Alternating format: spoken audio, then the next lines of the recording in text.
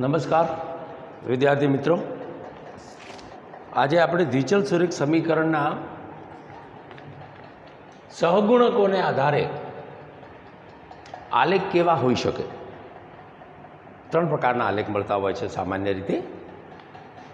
આપણે એ પહેલાં સમજાવી દઈએ કે ત્રણ પ્રકારના આલેખ, જો દ્વિચલ સુરેખ સમીકરણના તમે આલેખ દોરો છો તો એ બંને આલેખ એવું બની શકે છે, બંને સમીકરણના આલેખ કોઈ એક બિંદુમાં છેદતા હોય. એક આ પોઝિશન હોય છે આલેખની અંદર બંને સમીકરણ માટે. આ એક્સ અક્ષ છે, આ વાય અક્ષ છે અને બંને સમીકરણના આલેખ છે. આ એક બિંદુમાં છેદતા હોય એવું બની શકે છે. કદાચ એવું બની શકે જો આલેખ જ્યારે આપણે દોરીએ ત્યારે બંને સમીકરણના આ એક્સ અક્ષ છે, આ વાય અક્ષ છે, અને ધારો કે એક આલેખ એક સમીકરણનો આ પ્રમાણે આવે છે અને એના બિંદુઓ આ છે, તો બીજો આલેખ આ જ આલેખના ઉપર જ એની રેખા આવતી હોય, મતલબ સંપાતી હોય, તો એક આ પ્રકારનો આલેખ આવી શકે છે. અને ત્રીજી શક્યતા આલેખ માટે આ એક્સ અક્ષ છે, વાય અક્ષ છે. ધારો કે એક આલેખનો સમીકરણનો આલેખ આ પ્રમાણે આવે છે તો બીજો આ પ્રમાણે આવે, અર્થાત સમાંતર આવે. તો અહીંયા તમે સમજો કે આલેખ એક બિંદુમાં છેદે છે, માટે અહીંયા સમીકરણ યુગ્મને અનન્ય ઉકેલ છે એમ કહેવાય. એ જ્યારે આપણે આલેખ ભણીશું ત્યારે આ વાતની વધારે સ્પષ્ટતા થવાની જ છે. અત્યારે આ મુદ્દાને સમજાવવા માટે ટેમ્પરરી આ વાતને આપણે અહીંયા ધ્યાન ઉપર લીધી છે. જો જ્યારે એક આલેખની ઉપર જ સમીકરણના એક આલેખની ઉપર જ બીજા સમીકરણનો પણ આલેખ આવે, એક જ રેખા મળે, અહીંયા એક જ રેખા મળે, ત્યારે અનંત ઉકેલ છે એમ કહી શકાય. દરેક બિંદુ એનો ઉકેલ છે, દરેક બિંદુ એનો ઉકેલ છે, દરેક બિંદુ એનો ઉકેલ કહેવાય. અને જ્યારે આ પરિસ્થિતિ એક સમીકરણનો આલેખ આવે, બીજા સમીકરણનો આ રીતે આલેખ આવે, એટલે કે સમાંતર રેખાઓ આવે, ત્યારે સમીકરણ યુગ્મને ઉકેલ નથી એમ કહી શકાય. તો આ માહિતી આપણને ક્યારે મળે કે બંને સમીકરણના આપણે આલેખ દોરીએ વાસ્તવમાં, અને દોર્યા પછી આ ત્રણમાંથી એક પોઝિશનમાં આલેખ હશે તો આપણે જોઈ અને કહી શકીએ છીએ. પણ અહીંયા આપણે આલેખ દોરવાના નથી કે સમીકરણ યુગ્મના ઉકેલ પણ શોધવાના નથી. દ્વિચલ સુરેખ સમીકરણ યુગ્મના માત્ર સહગુણકોને જ આધારે આલેખ કેવા હશે આમાંથી તે નક્કી કરતા, અને એનો ઉકેલ કેવો હશે, અનન્ય ઉકેલ હશે, અનંત ઉકેલ હશે કે ઉકેલ નહીં મળે, એ નક્કી કરવા કરતાં આપણે શીખવાનું છે. સહગુણકોના આધારે આપ આ વાત સમજી ગયા હોય તો આ વસ્તુને અત્યારે અહીંથી દૂર કરીએ છીએ. જે આપણે સમજવાના છીએ અહીંયા એ વસ્તુનો અહીંયા આપણે નિર્દેશ કરેલો છે મિત્રો. વેલ, તો હવે આવું કેવી રીતે આપણે નક્કી કરી શકીએ? તો પહેલી વસ્તુ એ છે આની અંદર કે સૌ પ્રથમ આ ખાસ આપે યાદ રાખવાનું છે, આપેલ બંને સમીકરણોને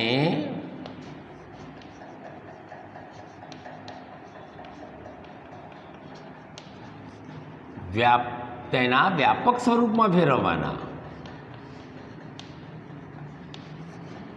ત્યારબાદ જ સહગુણકો સરખાવી શકાય.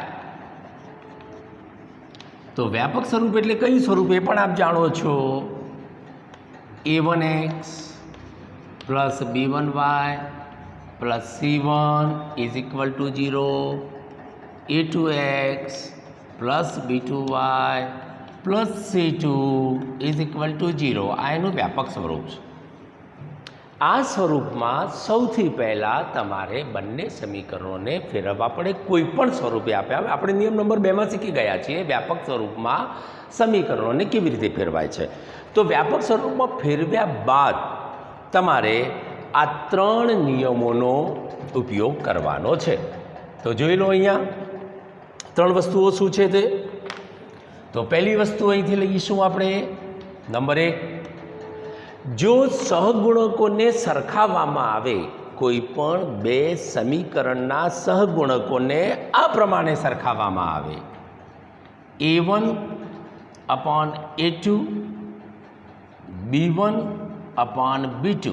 જો a1/a2 નો ગુણોત્તર લેવામાં આવે a1/a2 નો, b1/b2 નો, અને જો એ ગુણોત્તર સરખો ન આવે, સમાન ન આવે, તો તમે આવું અનુમાન કરી શકો છો કે આપણા આલેખની રેખાઓ એક બિંદુમાં છેદે. આલેખની રેખાઓ એક બિંદુમાં છેદે. હવે આલેખ કેવો મળશે? તો એક બિંદુમાં છેદતો હોય, બંને રેખાઓ એક બિંદુમાં છેદે. વેલ, આ સંજોગોમાં સમીકરણ યુગ્મ જે છે, યાદ રાખજો, આ તૈયાર કરવું પડશે. સમીકરણ યુગ્મને એક જ ઉકેલ મળે. આપણે યાદ રાખવું પડશે. સમીકરણ યુગ્મને એક જ ઉકેલ મળે, અર્થાત અનન્ય ઉકેલ મળે.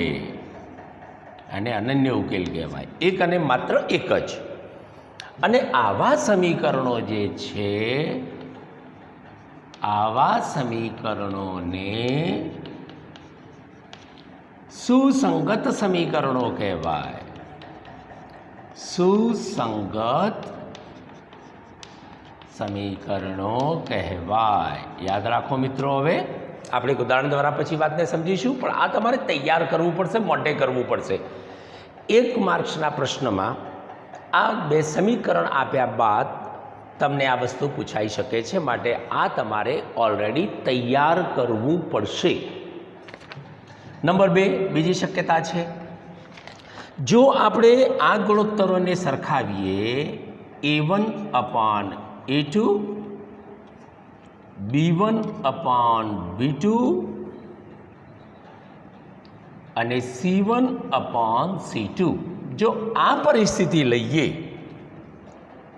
અને બધા જ ગુણોત્તરોના મૂલ્ય આપણને સરખા મળે, સહગુણકોનો જ્યારે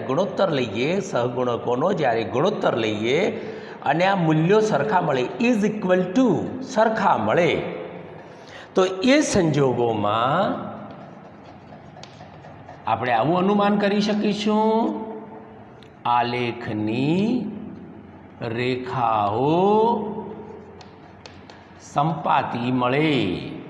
આલેખની રેખાઓ કઈ મળશે આપને? સંપાતી. સંપાતીનો મતલબ આ પ્રમાણે થશે. સંપાતીનો મતલબ આ પ્રમાણે, એક આલેખ અહીં આવતો હોય તો બીજો આલેખ એના ઉપર જ આવશે, આ પ્રમાણે.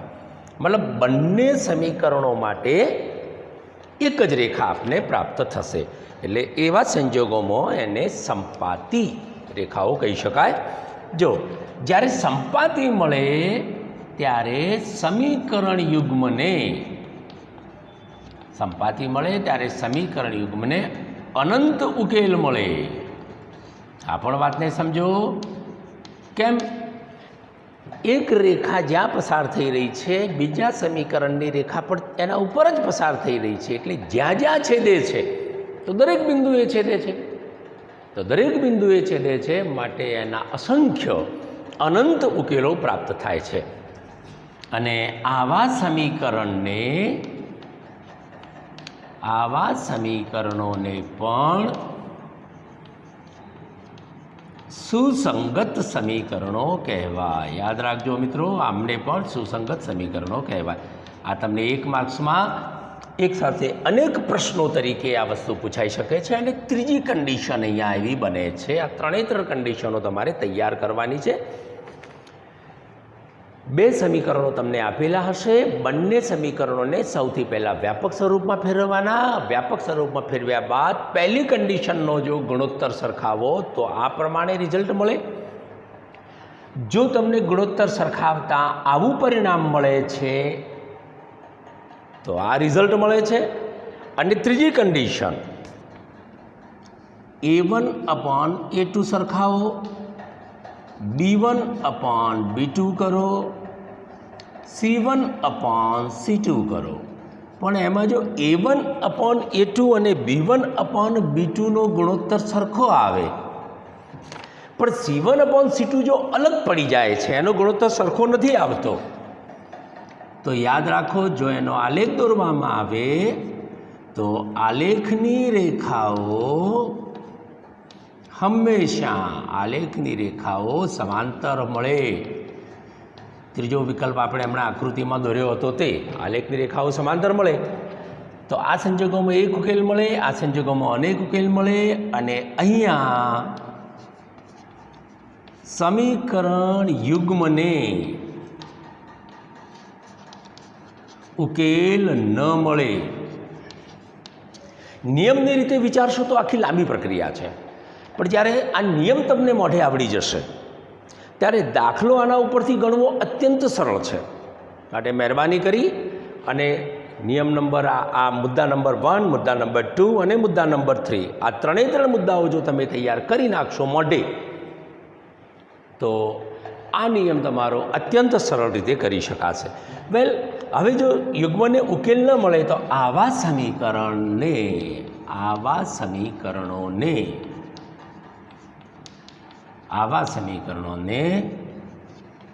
સુસંગત નથી એમ કહેવાય. આવા સમીકરણો સુસંગત નથી એમ કહેવાય. બસ આટલી જ બાબત છે દોસ્તો. આટલી જો બાબત આપ તૈયાર કરશો તો આ મુદ્દાને સમજી શકશો. અને અત્યંત અગત્યનો મુદ્દો છે યાર, માટે આને ખૂબ જ કાળજીપૂર્વક તમારે આને તૈયાર કરવો પડશે. આ લખવાનું છે પણ થોડીક વાર રહીને હવે આનું એક ઉદાહરણ આપણે અહીંયા સમજી લઈશું. ઉદાહરણ સમજીશું એટલે તમને આ વાતની ખબર પડી જશે. એટલે આ મુદ્દાને સમજવા માટેનું આ ઉદાહરણ છે, બહુ સરળ છે. તો ઉદાહરણ આ પ્રમાણે લખીએ આપણે. 2x + 4y = 12 અને x + 2y - 4 = 0. સમીકરણ યુગ્મને કેટલા ઉકેલ મળે. માત્ર આપણે એક જ વિધાન અહીંયા લખીએ છીએ, કેટલા ઉકેલ મળે. બાકીનું બધું આપણે જાતે વિચારીશું. તો આપણે પહેલી કન્ડિશન અહીંયા જુઓ. સૌ પ્રથમ આપેલ બંને સમીકરણોને વ્યાપક સ્વરૂપમાં ફેરવો. તો અહીંયા આપણે જોઈ શકીએ છીએ કે પહેલું સમીકરણ તો વ્યાપક સ્વરૂપમાં નથી, બીજું છે. તો પ્રથમ સમીકરણને આપણે વ્યાપક સ્વરૂપમાં ફેરવી દઈએ. તો 2x + 4y - 12 = 0.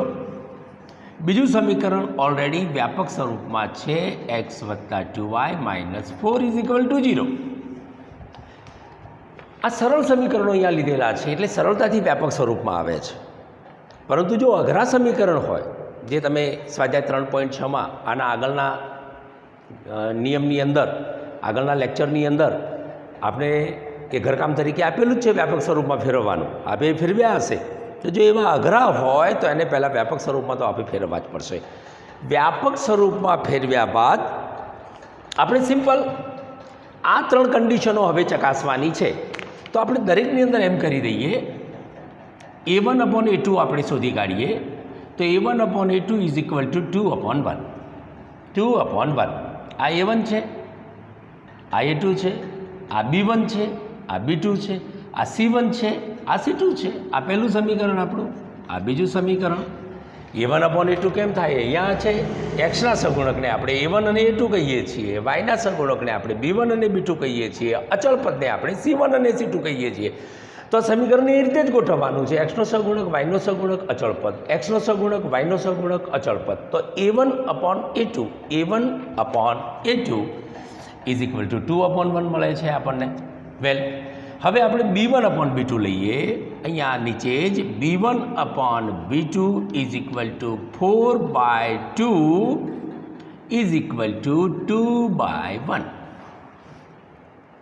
તો આ B1/B2 મળી ગયું આપણને. અને હવે આપણે લઈ લઈએ C1/C2 is equal to -12/-4 is equal to 3/1. જો કોઈપણ દાખલામાં ઉકેલ શોધવા હોય કે કેટલા મળી શકે છે તે જાણ. આ ત્રણમાંથી કોઈ પણ કન્ડિશન પરીક્ષામાં પૂછાય, ત્રણમાંથી કોઈ પણ કન્ડિશન પરીક્ષામાં પૂછાય તો તમારે આ ગુણોત્તરો શોધી કાઢવાના આવશે. તો પહેલાં ગુણોત્તરો શોધી કાઢો. હવે કઈ કન્ડિશન લાગુ પડે છે જુઓ. અહીંયા પહેલી કન્ડિશન માટે શું હોવું જોઈએ કે A1/A2 is not equal to B1/B2. મતલબ A1/A2નો ગુણોત્તર અને B1/B2નો ગુણોત્તર સરખો ન થતો હોય તો આ શરતો લાગુ પડે. તો અહીંયા આપણે જોઈએ A1/A2નો ગુણોત્તર 2/1 છે, B1/B2નો ગુણોત્તર 2/1 છે. તો આનો મતલબ શું થયો? ગુણોત્તર બંનેના સરખા આવે છે. અહીંયા જો ગુણોત્તર સરખા આવે છે તો આ કન્ડિશન લાગુ નહીં પડે. મતલબ આ નહીં લાગુ, આ પણ નહીં લાગુ પડે, આ પણ નહીં લાગુ પડે. ચાલો આપણે બીજી કન્ડિશન જોવાનો પ્રયત્ન કરીએ છીએ. અહીંયા શું છે કે A1/A2નો ગુણોત્તર, B1/B2નો ગુણોત્તર, C1/C2નો ત્રણે સમાન આવવા જોઈએ. તો આ શરત લાગુ પડશે એને. જોઈ જુઓ, A1/A2નો ગુણોત્તર 2/1 અને B1/B2નો ગુણોત્તર 2/1. મતલબ પહેલા બે ગુણોત્તરો તો સમાન આવે છે, પણ ત્રીજો ગુણોત્તર 3/1 આવે છે. આનો મતલબ એમ થાય કે આ કન્ડિશન એને લાગુ પડતી નથી. પરિણામે આમાંથી કોઈ પણ શક્ય નથી.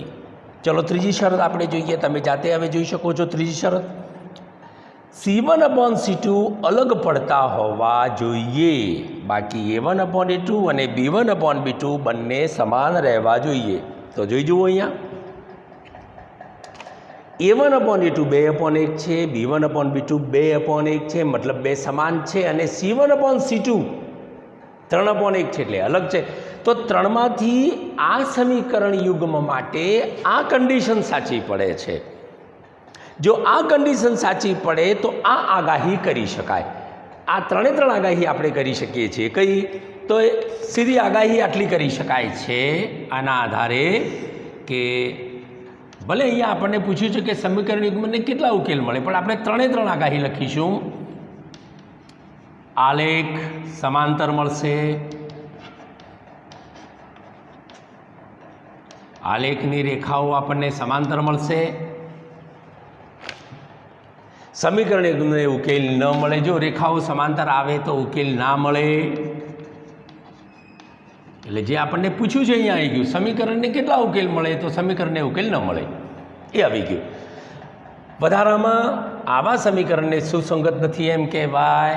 તો પછી અહીંયા પણ તમે કરી શકો છો કે સુસંગત નથી. સુસંગત નથી. તો ત્રણે કન્ડિશનો આપણને જે પૂછ્યું હોય તે લખવાની. અહીંયા આપણને કેટલા ઉકેલ મળે, તો આ કન્ડિશન લખવાની, ઉકેલ ન મળે. ત્રણે કન્ડિશન પૂછી હોય દાખલાની અંદર, તો આ ત્રણે કન્ડિશન કેવી રીતે? મતલબ સ્પષ્ટ છે કે જો તમે વ્યાપક સ્વરૂપમાં સમીકરણ યુગ્મને ફેરવી દો અને ત્યારબાદ એના ગુણોત્તરોને સરખાવી દો અને પછી આ કન્ડિશન લગાવો તો ત્રણમાંથી જે કન્ડિશન અહીંયા લાગે છે એ પ્રમાણે તમને જવાબો પ્રાપ્ત થાય. હું માનું ત્યાં સુધી આપ વાત સમજી ગયા હશો. વિડીયો પોઝ કરી શકો છો અને વિડીયો પોઝ કર્યા બાદ આ સંપૂર્ણ લખાણ આપ લખી શકો છો. આના પછી તરત જ આપણને આ મુદ્દા સંલગ્ન ગૃહ કાર્ય આપવામાં આવે છે. ઓકે, તો વિડીયો પોઝ કરો અને વિડીયો પોઝ કર્યા બાદ આપ આ લખાણ સંપૂર્ણ નિયમની નોટમાં નિયમ નંબર 3 તરીકે આપે લખવાનું રહેશે.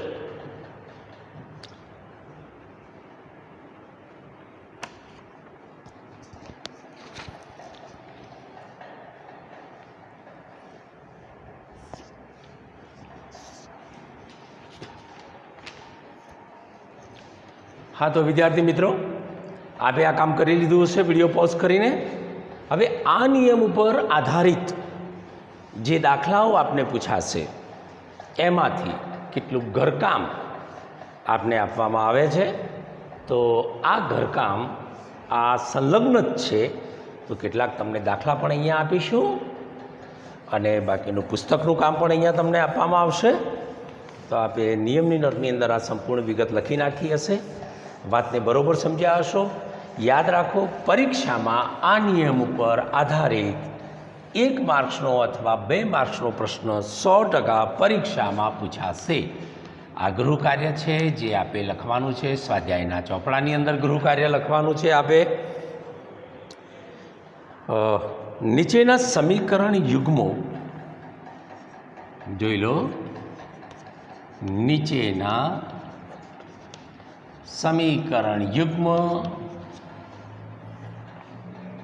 જો નીચેના સમીકરણ યુગ્મ એના માટે આ કન્ડિશનો પૂરી કરવાની છે. સુસંગત છે કે નહીં તે જણાવો. એક શરત તમારે આ આપવાની છે.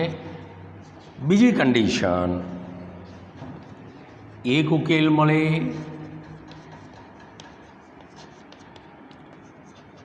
અનંત ઉકેલ મળે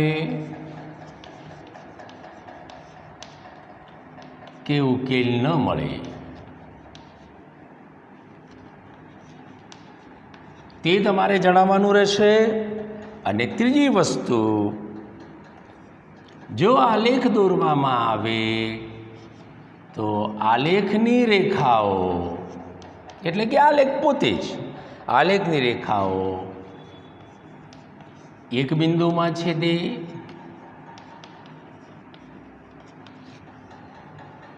સંપાતી મળે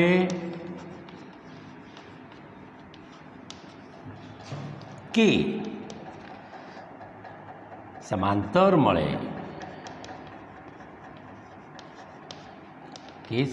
મળે તે નક્કી કરો.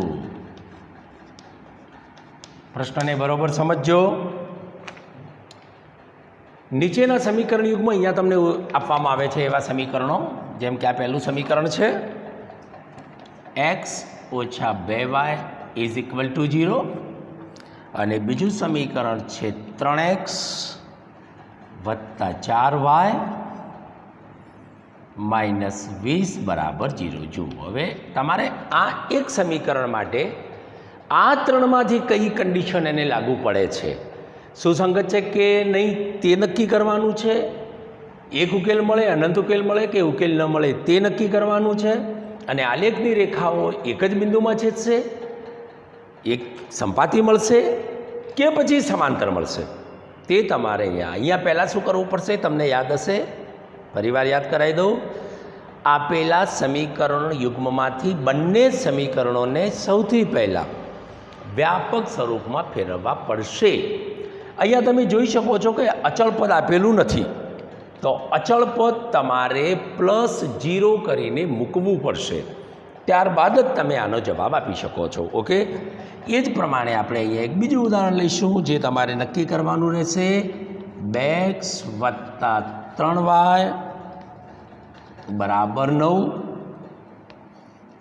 અને 4x વત્તા 6y minus 18 is equal to 0.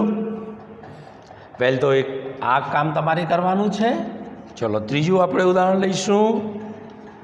x બરાબર -2y પ્લસ 4 અને 4y is equal to -2x plus 12. આ એક ત્રીજું સમીકરણ છે. જો અહીંયા એને વ્યાપક સ્વરૂપમાં ફેરવવાનું ભૂલતા નહીં. વ્યાપક સ્વરૂપ એટલે a1x plus b1y plus c1 is equal to 0 એ ક્રમ પ્રમાણે જ ગોઠવવું પડશે. ત્યારબાદ જ ગુણોત્તરોની સરખામણી કરી શકાશે. અને ચોથું સમીકરણ આપણે લઈશું 5x ઓછા 8y વત્તા 1 બરાબર 0 અને 3x માઇનસ 24y ભાગ્યા 5 વત્તા 3 પંચમાંશ બરાબર 0. તો 4 દાખલાઓ 4 સમીકરણ યુગ્મ રકમ આપણને આપી છે, આપણે આપી છે અને આ 4 ઉપરથી તમારે નક્કી કરવાનું છે. આ પહેલી વસ્તુ નક્કી કરવાની છે, બીજી વસ્તુ નક્કી કરવાની છે, ત્રીજી વસ્તુ નક્કી કરવાની છે. ફરી રિપીટ કરી દઉં છું. દરેક સમીકરણ યુગ્મમાંથી પ્રત્યેક સમીકરણને વ્યાપક સ્વરૂપમાં ફેરવો, એમના ગુણોત્તરો લો a1/a2, b1/b2, c1/c2 અને ત્યારબાદ આપણે જે અગાઉ લખ્યું હતું એ પ્રમાણે કઈ કન્ડિશન એને અનુકૂળ આવે છે એ પ્રમાણે એના ઉકેલ મળશે. વેલ, આના ઉપરાંત આપણે બીજું પણ કામ કરવાનું છે અને એ છે સ્વાધ્યાય 3.2 ટેક્સ્ટ બુક, તમારું પાઠ્યપુસ્તકના સ્વાધ્યાય 3.2 દાખલા નંબર 2, 3 અને 6. વેલ, તો વિદ્યાર્થી મિત્રો, આપણે આટલું ગૃહ કાર્ય કરવાનું છે. આ ગૃહ કાર્ય આપણે સ્વાધ્યાયના ચોપડામાં કરવાનું આવશે ગૃહ કાર્ય તરીકે. એટલે સ્વાધ્યાયના ચોપડાની અંદર આ ગૃહ કાર્ય લખવાનું અને જ્યારે પણ તમે ગૃહ કાર્ય કરો છો ત્યારે ઉપર નિયમ પણ લખો કે આ નિયમ ઉપર આધારિત આ ગૃહ કાર્ય છે. નિયમની નોટમાં તો આ વિગતો બધી જ તમે પાટિયામાં જે લખવામાં આવે છે અને જે તમને કહેવામાં આવે છે તમે નિયમની નોટમાં તો લખો જ છો, પરંતુ જ્યારે સ્વાધ્યાયની નોટની અંદર જ્યારે કામ કરવાનું આવે ત્યારે તમારે નિયમ પહેલાં લખવાનો કે નિયમ નંબર 3, દ્વિચલ સુરેખ સમીકરણ યુગ્મના સહગુણકોને આધારે આલેખના પ્રકાર અને ઉકેલ વિશે આગાહી કરવાના દાખલાઓ. તો તમને જ્યારે ત્યારે પરીક્ષાની અંદર ખ્યાલ આવશે કે આ પ્રકારના દાખલાઓ હોય ત્યારે આપણે નિયમ નંબર 3નો ઉપયોગ કરીએ છીએ. નિયમ નંબર 3ની ડિટેલ નિયમની નોટમાં જોવા મળશે, પણ નિયમ નંબર 3 ઉપર આધારિત આ દાખલાઓ છે, આ ગૃહ કાર્ય છે, એ તમારે સ્વાધ્યાયના ચોપડામાં લખી અને પછી જ આ સ્વાધ્યાય, આ ગૃહ કાર્ય તમારે કરવું જોઈએ કે જેના પરિણામે આપ બહુ સરળતાપૂર્વક